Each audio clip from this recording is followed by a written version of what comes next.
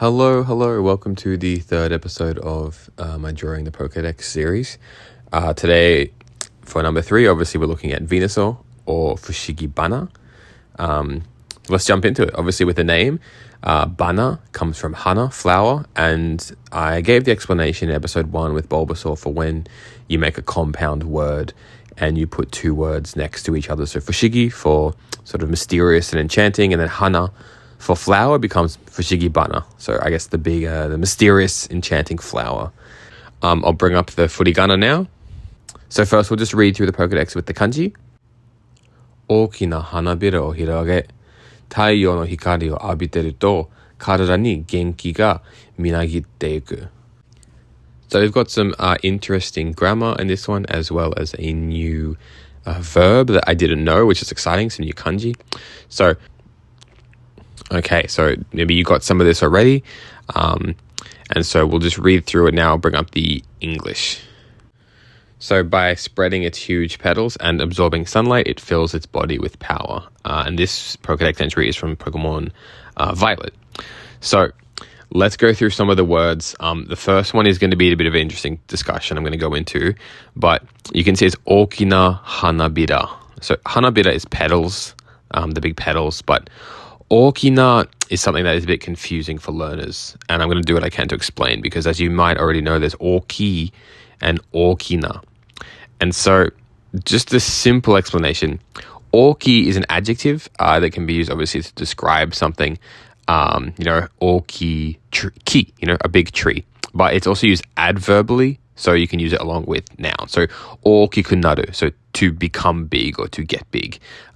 You cannot use okina in this way adverbally with other verbs.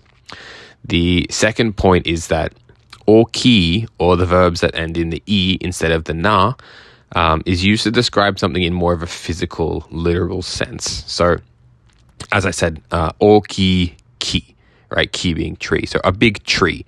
And it's saying that as if it's scientifically, it's not subjective. This is a big tree, right?